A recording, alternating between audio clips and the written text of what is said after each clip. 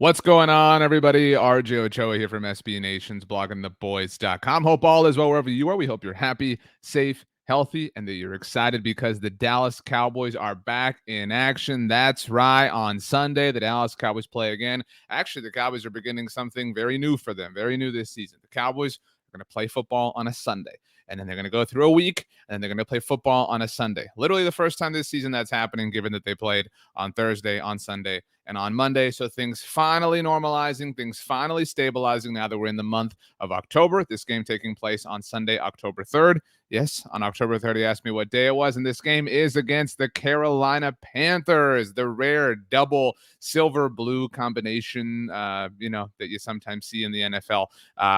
Only happens between the Cowboys and the Panthers. Let's be real here. But this is an interesting game, one that I think we didn't necessarily anticipate to be interesting at the beginning of the season because of the fact that the Panthers are undefeated, a bit of a hollow record, and the Cowboys are on the rise. We have a lot to figure out, and we have some very special friends to do that with. It is our preview show, and we normally speak with somebody who covers the opposing team here on it, but all of our friends who cover the Carolina Panthers were too hard at work, too prepping.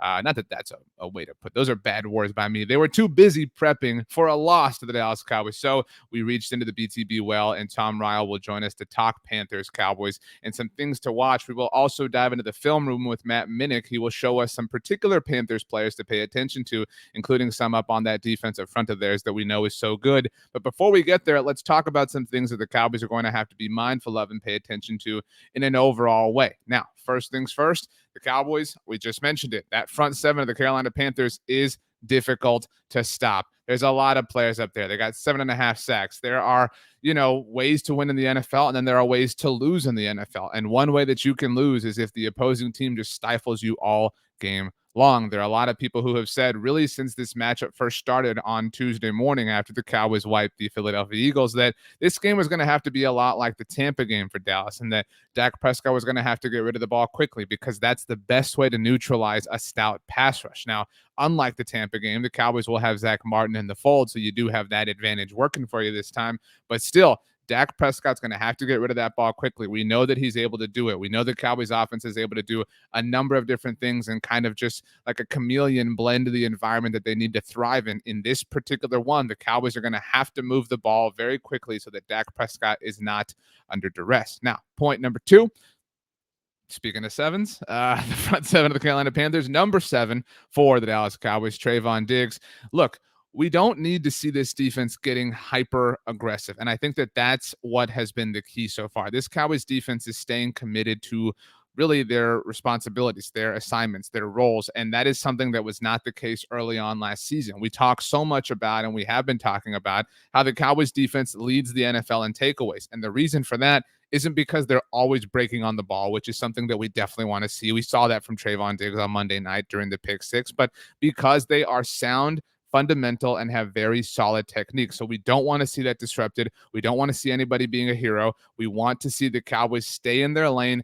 And look, at the end of the day, they're playing Sam Darnold here. So the right things will take care of themselves if you just remain committed to the overall cause. By the way, third thing we need to watch is the Dallas Cowboys need to not make any errors, speaking of staying committed to the cause. Now, I've talked a lot about this in the aftermath of the win on Monday night against the Philadelphia Eagles, but we have seen the Cowboys with a couple of whoops-a-daisies so far in every game this season. Against the Buccaneers, at the end of the first half, the Cowboys sent Greg Zuerlein out for a 60-yard field goal. He missed it. He gave the Buccaneers strong, promising field position to the point that Tom Brady almost pulled off a Hail Mary at the end of the first half. Now, the Cowboys lost that game, but they could have lost by a larger margin. The next game against the Los Angeles Chargers, the way the Cowboys handled the end of the game, the final field goal to go and win it, wasn't exactly perfect procedure. And then on Monday night, at the end of the first half, the Cowboys, they didn't call any timeouts. They allowed the Eagles to kind of drain the clock and really settled for a 20-7 lead at halftime. And you might think, so what? The Cowboys won the game. This will come back to bite you against a better team. So we need to see the Cowboys remain focused in a lot of different ways, specifically in the coaching realm, clock management, all that sort of stuff. But as mentioned, the one and only Tom Ryle is here to join us on our preview show today to talk about the Panthers, the Cowboys, and everything in between. Pleased to be joined by the one, the only, the legendary, the true international man of mystery, 007 himself. You know him from bloggingtheboys.com. Normally this is the section where we have somebody who covers the other team join us, but this week they were all just too scared of the 40 burger the Cowboys dropped on the Philadelphia Eagles. It is BTB's own Tom Ryle. Tom, how goes it? Going well. I'm starting to get into that pump for the game mode. Okay. What's your game day meal this week? I don't know. It's not close enough yet. Well, he's on Twitter at Tom Ryle BTB if you have a suggestion for what Tom should eat. Tom, like I said, this is normally where we bring in a professional on the other team. So you're that person. You're the guy who has to talk about the Panthers here today on our preview show. And so that being said, the Carolina Panthers are 3-0. They're getting a little bit of love. Do you buy that? Do you buy into Matt Rule's squad? Do you buy into this group with Sam Darnold? I mean, what's your general temperature on the Carolina Panthers? I think they're certainly a team that is a bit on the rise. However, they've not exactly gone up against outstanding competition yet. The New York Jets, New Orleans Saints, and Houston Texans, just to be totally clear. Yeah, I mean, the Jets are still the Jets. The Texans, it looks like their win was almost a fluke win.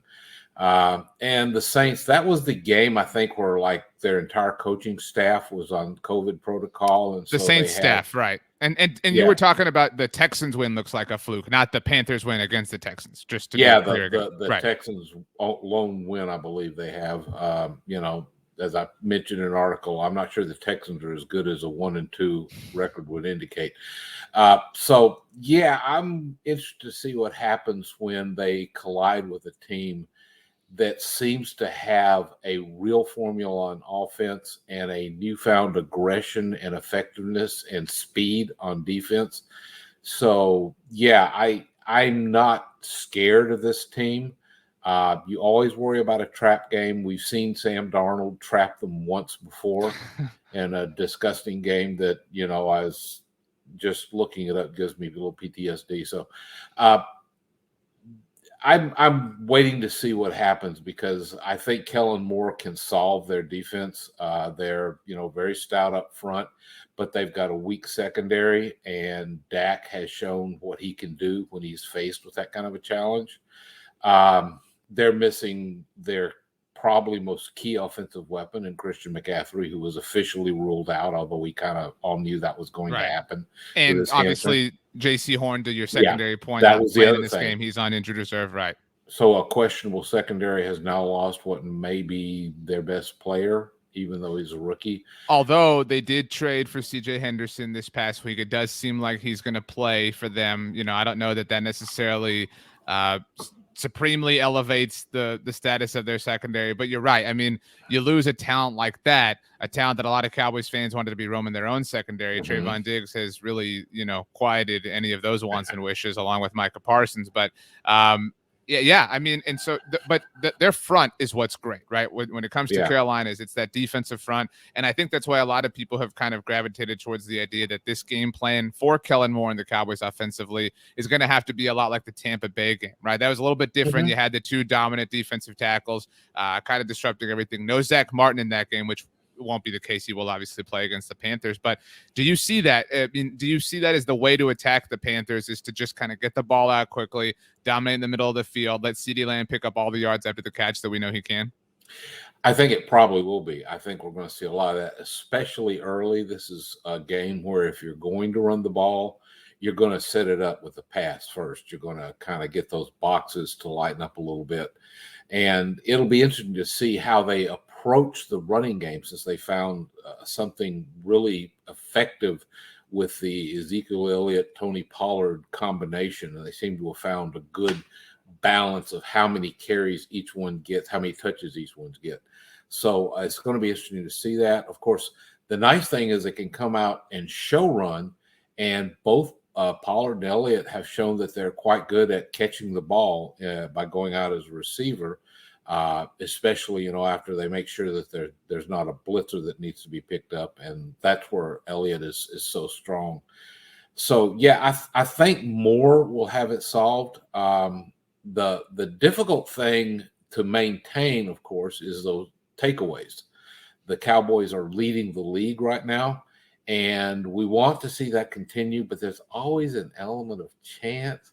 So that a lot of it is going to depend upon the pass rush and the new secret agent, 0097. It's been really remarkable to see what Osa Odigizua has come in. If we did not have Micah Parsons, everyone would be raving about how the Cowboys drafted Odigi. And he's pressure up the middle, got a sack and a half in the last game. I think they're going to be able to put some pressure on Darnold. And, I think they're going to do it. I don't think we're going to see as much of Micah Parsons as a pure pass rusher. Hopefully. Because it won't be necessary this particular game. Yeah. And I think that, I'm trying to remember. I don't think their offensive line is particularly outstanding. So I think they're going to be able to mix in some blitzes and stuff and get good pressure on Darnold, which will hopefully lead to some mistakes. And I'd really love to see Trayvon Diggs get an interception in this game and keep that streak alive. I mean, he has just been incredible so far. Defensive player of the month for September. Let's start working towards making that 2 in a row and start looking at yearly awards for him. You mentioned Sam Darnold, and the low-hanging fruit for this game for the national media is Sam Darnold beat the Cowboys. You talked about that earlier. Not a great day. That was also his return, I believe, from having mononucleosis in 2019. The Jets were winless at the time, and so it is what it is. But I mean, Sam Darnold has played well. I think much better than any version of himself with the Jets. But still, I think that to kind of go back to that carbon copy that was the Tampa game, the reason that, the Cowboys lost that game is because while they did have all this success offensively by kind of just carving up the Bucs in the air, is Tampa's able to go shot for shot with you on offense. Carolina's not. And they haven't, to your earlier point, haven't been put in that position, whether it was against the Jets or against the Saints. That was, the Saints, you mentioned the COVID, protocols they were dealing with at the time. They had just come off that drubbing of the Green Bay Packers in week 1, and they kind of came back down to earth themselves. And obviously Houston was never going to really be in it. I mean, the Panthers lost Christian McCaffrey very early in that Thursday night game against Houston, and it wasn't really a factor just because Houston didn't have the horses to really, even match their own offensive output. But I do think that I don't want to overlook this team, and I know you don't either. And while I think you and I both think their 3-0 record is a little bit hollow, they are still the top team by DVOA that, is calculated by Football Outsiders. So, I don't think I don't think they're a total paper tiger. I think, for example, I think the Denver Broncos are a bigger paper tiger from a 3-0 perspective. But so I think they are to be taken seriously. Do you think there's any doubt that they are the best remaining team on the Cowboys schedule before their bye, the 2 teams after this, the New York Giants and New England Patriots? No, I think that's fair at this point. It's going to be a good test. There's always that fear at this point in the season, and with the Cowboys, we've seen disappointment in years past. You don't want this to be a mirage coming in 2-1 and on a steady upward trend, barely losing to the defending Super Bowl champions, eking out a win against what looks like a very good Los Angeles Chargers team, and then just curb stomping your division rival, the Philadelphia Eagles. That's the kind of a trajectory you like to get on and you hope to see continue. If the Cowboys can pull off, say, a 2-score win, which is what I'm thinking they're going to do, then I think this, could keep the Cowboys set. They would go into the bye, I think, really looking like one of the teams to beat in the NFC with not that tough a schedule coming out of the bye, really, when you look at it. Yeah, I know I'm with you. I would love to see the turnover streak continue. Last week, Aiden Davis, one of our contributors at bloggingtheboys.com, looked at this for us. Through the first 2 games of the season, the Cowboys had 6 turnovers. Since 1970, every team that had at least 6 turnovers, or rather 6 precisely turnovers through the first 2 weeks of a season, averaged 2 a game for the remainder of the season. The first opportunity to do so Monday night, the Cowboys had precisely 2 turnovers. And while I would love to see that, 2 more opportunities to score, maybe one of them you scored directly on, like the aforementioned Trayvon Diggs did on Monday night, I almost kind of want to see the Cowboys win without generating any turnovers. You know, I want to see that, because I think if we're poking holes, if we're trying to, pinch ourselves to see if we are in the middle of a dream, we can say, well, this team has gotten some turnovers. They got a pick 6 on Monday Night Football. They got an interception in the end zone against the Chargers. They had the fumble recovery in the end zone against the Buccaneers. What would these games look like if not for those dramatic swings? So it would be nice to kind of see them just win an old school, normal style game, to know that they do have that within their repertoire, just because it's as predictable as, certain things might be. You're probably going to play a game where you don't generate 2 turnovers. And so it would be nice to know that they're able to pull that off. You know what I mean? Yeah, there's kind of a value in that, showing that you can win in whatever way you have to win. Right. And I'm not saying like, ball hits Trayvon Diggs and Trayvon says, I'm good. Let's prove a point. You know what I mean? Like but if we look back on the game and they've won without generating any turnovers, my point is I'll feel a little bit happy knowing that they were able to do that. That's just kind of where I'm at. Well, the important thing is that we feel happy about a win. That's right. What we need to get to. I just think the Cowboys, for a change, they don't have to thread the needle. In the past, there was like, one kind of maybe path to success, and if they couldn't get on that path, then they were in trouble. Right. This way, there's multiple paths to success. The defense has shown they can lift the team. The Cowboys can get you with the passing game. They can shred you with the running game. I love Kellen Moore's. We're going to aggressively take whatever the defense gives us. Agreed. So yeah, I'm looking to see the Cowboys just come out and show us that they are one of the class teams in the NFC. They are truly a choose your own adventure team. Tom, I'll give my prediction later on in the preview show, but your prediction, score, who wins, and how bad is it? Cowboys 31-20.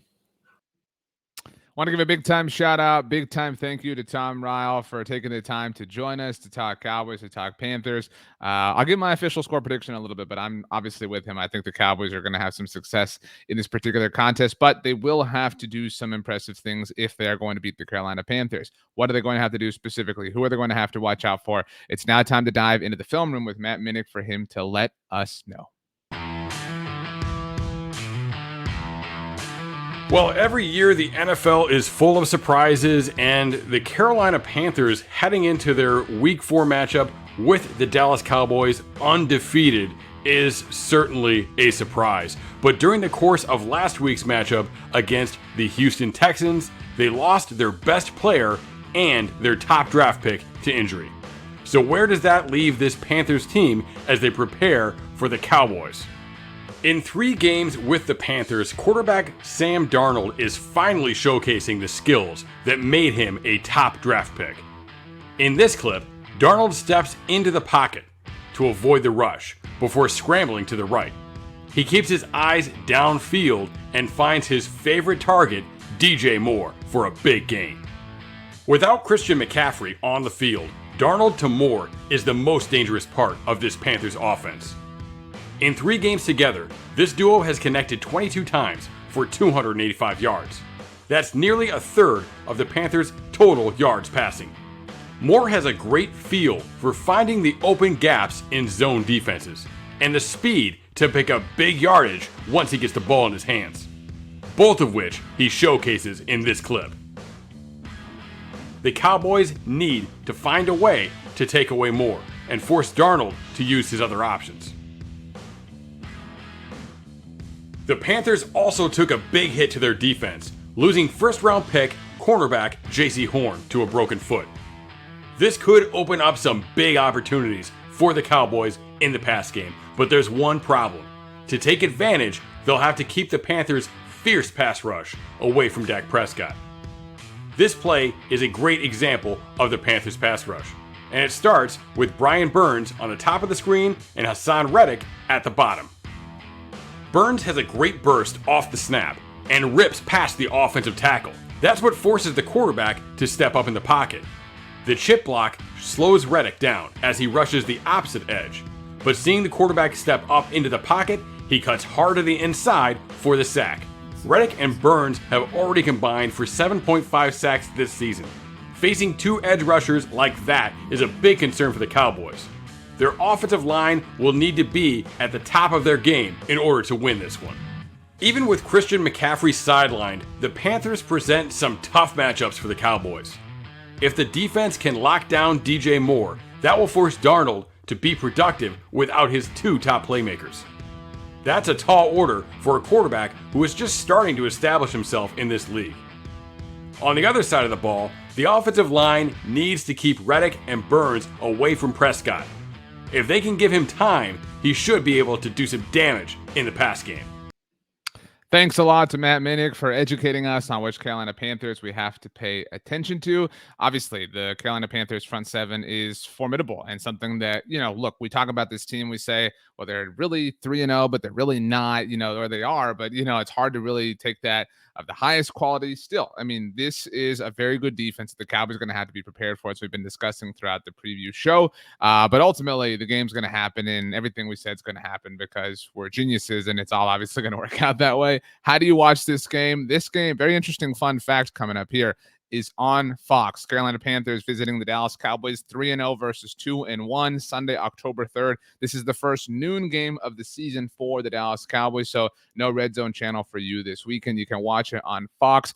Greg Olsen, Kevin Burkhardt, and Pam Oliver on the call on television. As always, you can listen to it on the home of the Dallas Cowboys, 105.3 The Fan. Brad Sham, Christy Scales, and Babe Loftenberg on the call there. Fun fact I talked about, shout out to Runner Rider 1, Reddit user who posted on the Dallas Cowboys subreddit. This is the first time, or I think since 1995, it's a rare thing that the Cowboys are playing on their fourth network for in their fourth week of the season. I know it's a weird stat to think about, but first week of the season, the Cowboys played on Sunday Night Football. That's on NBC. Week 2 against the Chargers, the Cowboys played on CBS. Week 3 was on Monday Night Football. That's on ESPN. So we're at week 4. This is the first time the Cowboys appear on Fox. They'll be on Fox a lot, obviously.